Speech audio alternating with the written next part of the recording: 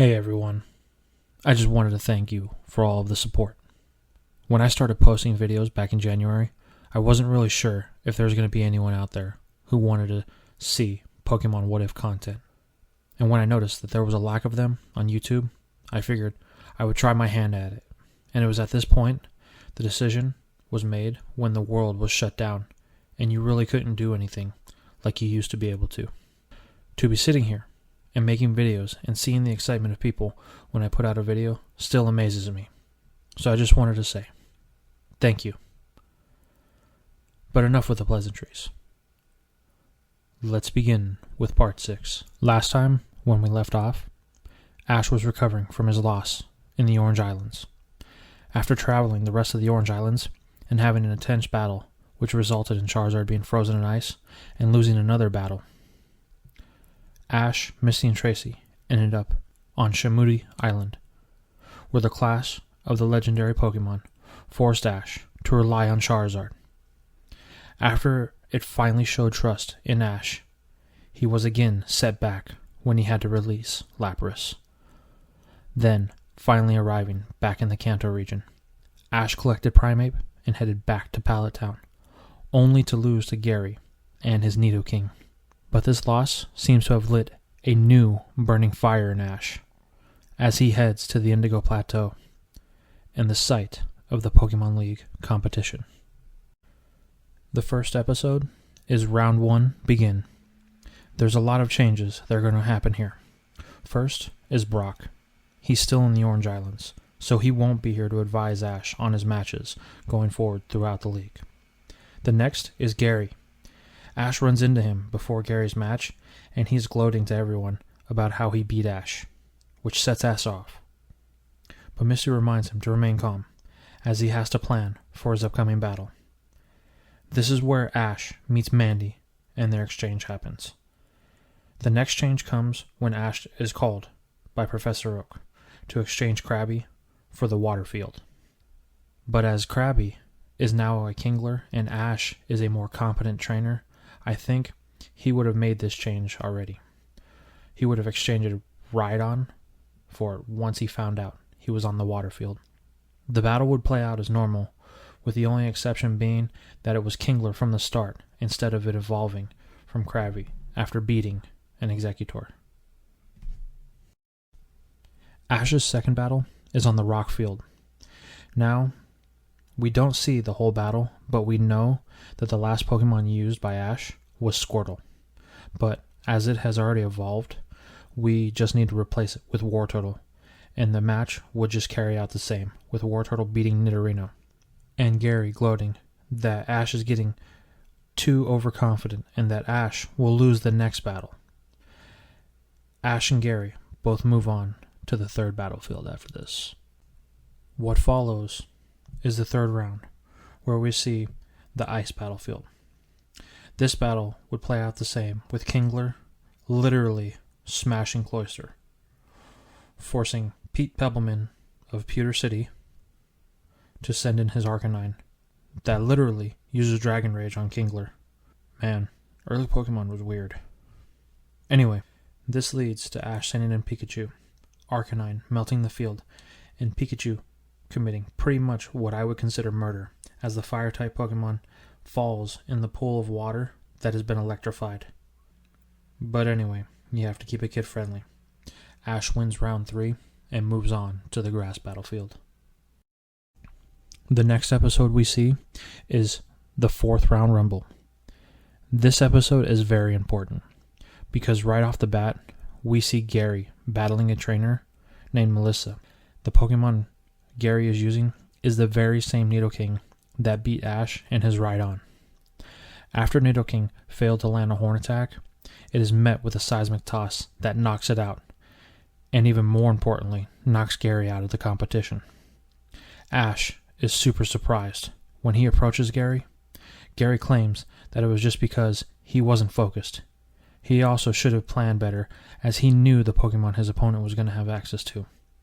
After proclaiming that it was just luck and that it won't happen again, he drives off, leaving Ash in complete disbelief.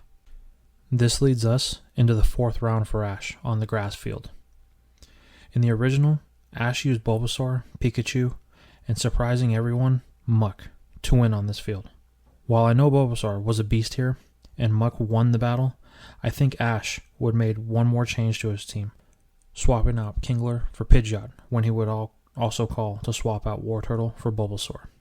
I also think that Ash would still win his first 2 battles with Bulbasaur, but when it came down to Bellsprout, Bulbasaur would still lose, forcing him to change Pokemon. Then, because Gary lost, Ash wouldn't even take the chance at a type disadvantage. So, he would send in Muck immediately, securing him the win with 1 Pokemon to spare, moving him into the main Indigo Stadium. And now, for the moment we've all been waiting for. The moment that all the changes that have been made to the main story have been preparing us for. The events of A Friend Indeed. In this episode, we see Ash develop a bond with Richie after spending a literal night hunting Team Rocket after stupidly giving their Pokeballs to Team Rocket. Once they stop Team Rocket, Richie demonstrates his competence as a trainer. The two are forced to make Pokemon parachutes in order to avoid being ran off a cliff. Man, for an anime that was focused on kids, they did often with the concept of death way too much. Normally, Ash and Richie would use Butterfree and Pidgeotto as their Pokemon parachutes to save themselves. But, with Ash having Pidgeot and Charizard listening to him, I think he would try to flex on Richie here and use them to get them to safety, impressing Richie in the process. Then we see the episode end with the reveal that Ash and Richie will face each other in round 5. Now on to the episode, In Friend and Foe Alike. In this episode, we see Ash take on Richie in round 5. At the beginning, we see Misty pull up the Pokemon League website to get info on all of the trainers, and they learn that Richie has only used 3 Pokemon in every battle: Pikachu, Charmander, and Butterfree. Knowing this, I believe that Ash would do what he could to craft his team of 6 to not only battle the 3 most likely choices Richie would make, but any other of the Pokemon he could potentially have on his team. We know that Ash would choose Pikachu as 1. Then, in the same episode, we know that Team Rocket does their best to keep Ash from the match with Richie in an attempt to capture Pikachu and his other Pokemon, resulting in Ash being extremely late to his battle. During this transaction, we see him use Squirtle, but as it is evolved, it would now be a Wartortle, causing the truck to crash. Next, we see Ash use Bulbasaur, but I think because of it being needed back at Oak's lab, Ash wouldn't have it, so Pikachu and Wartortle would take out Team Rocket here. Meanwhile, Richie is still stalling for time for Ash. Next, we see Team Rocket attack from the air, in which Ash uses Pikachu and Pidgeotto to take them down, then has Pidgeotto pull him to the stadium on a balloon of Team Rocket. But Ash has Pidgeot here, so he would just ride Pidgeot to the stadium. It would be much faster, and Pidgeot, being evolved and not forced to pull a useless plot device, wouldn't be worn out. And now Ash arrives at the stadium in glorious fashion, and the battle gets started. In the original, Richie started with Butterfree, and Ash chose Squirtle. This was Ash's first mistake, as Squirtle had already been used against Team Rocket. But Ash, being smarter in this version, went into battle with knowing what Richie's lineup is, and would have researched Richie's team extensively. As a result, Ash wouldn't use any of the Pokemon that he had to use to battle Team Rocket. So Ash only has 3 left, and these 3 will be the most important 3 choices of his life. Now, the battle does take a turn. Instead of Richie leading with Butterfree, Richie chooses Sparky to fill out the situation. Ash was just hoping for one of those original 3, and Ash sends in Rhydon. Ash didn't want to take any chances, and Rhydon is the one Pokemon Ash has that provides the perfect counter to Richie's 3 favorite Pokemon. Richie tries to make the best of the type disadvantage, but ultimately, Sparky ends up losing to Rhydon. But this doesn't shake Richie, and he sends in Happy. Ash chooses to keep in Rhydon, thinking it's its best shot. But unfortunately, Happy is able to keep ahead of Rhydon, and it gets caught in a sleep powder. Then, Happy is able to hit it with a confusion, putting Rhydon down. Ash recalls Rhydon. He thinks to himself, I didn't want to have to take a chance like this, but this is Richie, and I promised him a good match. Ash digs in, and he sends in Primeape, and the battle gets underway. Although Primeape is at a disadvantage, it does hold its own and gets some good hits in.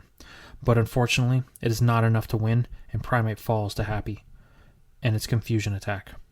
Now Ash's back is to the wall. He knows he only has one option. Just like in the original, he sends in Charizard. Richie was afraid of this. After seeing the amount of different Pokemon Ash had access to, he figured Charizard would be Ash's trump card, but he knows he still has a chance. Richie calls for another Sleep Powder in hopes of catching Ash and Charizard off guard. But Ash won't fall for that again, and he calls for a Fire Spin. It engulfs not only the Sleep Powder, but the battlefield and Butterfree as well, bringing the match to 1-on-1 each.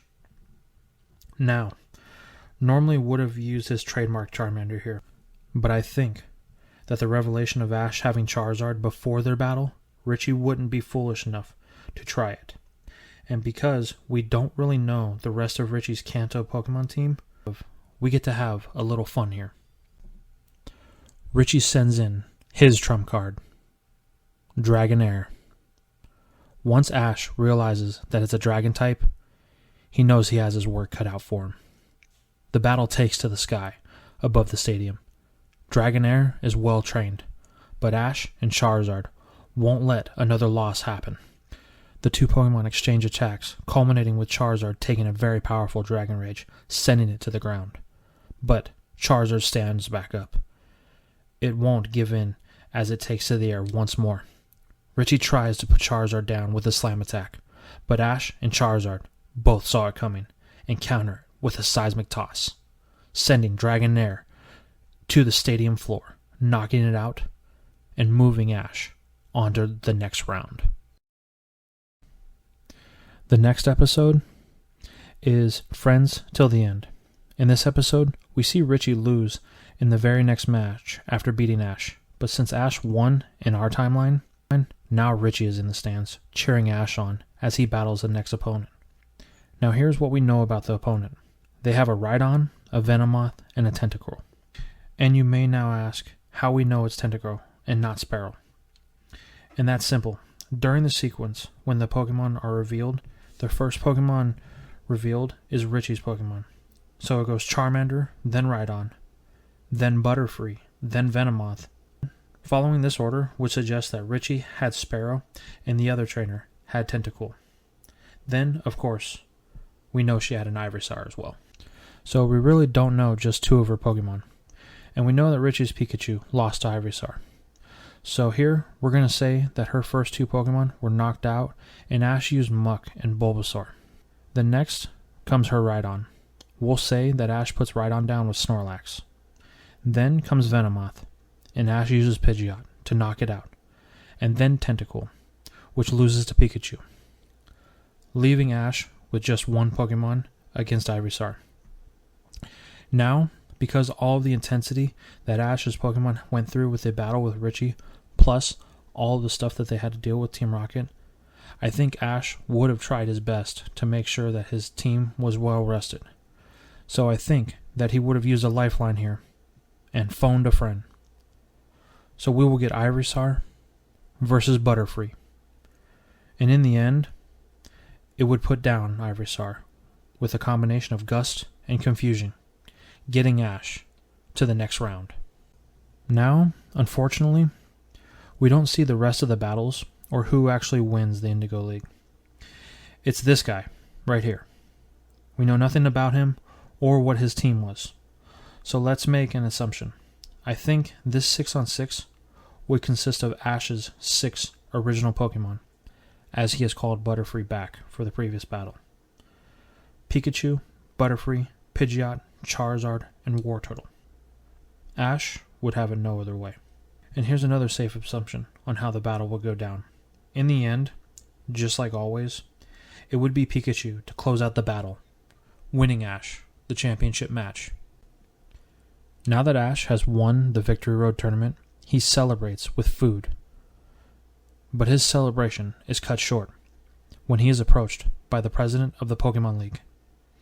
He informs Ash that even though he won the tournament, his battles are far from over. If he wants to truly be called a champion, then he's going to have to beat the elites. And that's all we have for this episode. So tell me, what do you guys think? Do you like the way we had Ash's battles play out on the 4 battlefields? What about the battle with Richie and how it went? What do you guys think of the new team Ash used against Richie? What do you think about Richie's surprise team member? And of course, are you excited for Ash to face the Elite Four? Let me know in the comments down below. And I'll see you in the next video. Hey everyone. I just wanted to say thank you for your support. If you like the content that I'm providing, please don't forget to subscribe.